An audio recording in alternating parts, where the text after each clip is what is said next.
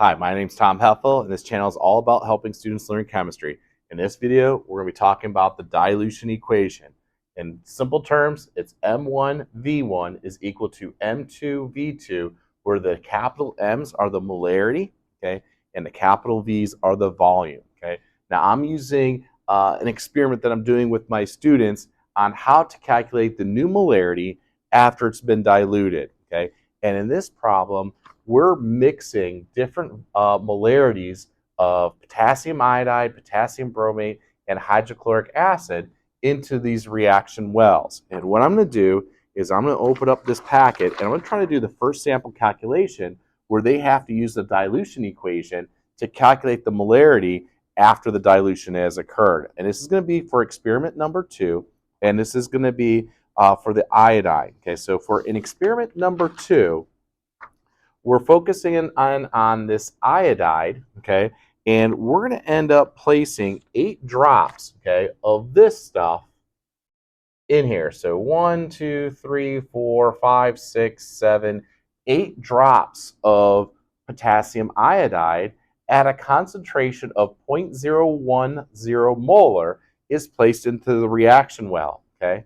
But then there's some potassium bromate, some hydrochloric acid, some thiosulfate, some starch, and some water. And in the end, there ends up being somewhere around, I believe, 24 drops total in here. So we only put in 8 drops of the potassium iodide, okay? But in the end, we added 24 drops. So this thing is going to be diluted. The concentration's no longer going to be 0.010. It's going to be a lower concentration because of all the other drops of different chemicals, including water, have been put into this reaction well. Okay, so we're going to use this equation, M1V1 equals M2V2. Okay, now the ones are the initial amounts. Okay, so initially the molarity was 0.01, so my M1 is going to be 0.010 molar.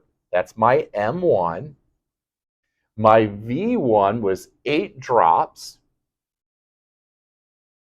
And you might think, well, it's kind of weird that you're using drops for a volume unit, okay?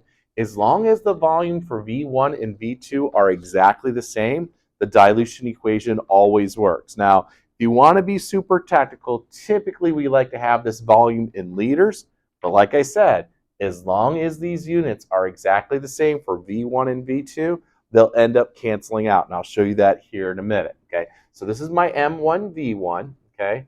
Now, what I'm trying to calculate is what is M2? What's the new molarity when all these other drops have been added? So you have to know what the final volume is, or what we call V2, and we know it as 24 drops. And that's going to be the V2. Well, if I'm trying to solve for M2, what do I have to do to both sides of the equation? I have to divide by V2, which is going to be 24 drops. And as you can see, okay, as long as V1 and V2 are the same units, they're going to cancel each other out, okay? So there's no need to put this into milliliters than liters, okay, because that'll just end up canceling out. What you do with one, you have to do with the other. So these units cancel out. So let's go ahead and get my calculator out and go ahead and input 0.01 times 8 divided by 24. And if you do all of that work, okay, let me grab my calculator and do that.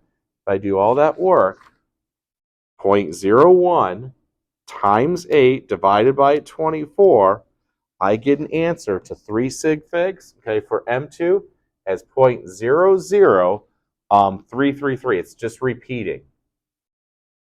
And that's the new molarity of the potassium iodide, or simply what we've been calling in our data table as the iodide, because when you stick potassium iodide into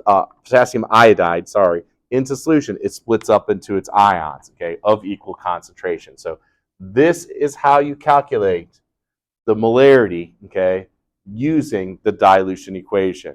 If you found this content helpful, please give it a like and subscribe, and leaving that comment will really push out the information to other students that might be interested in learning chemistry.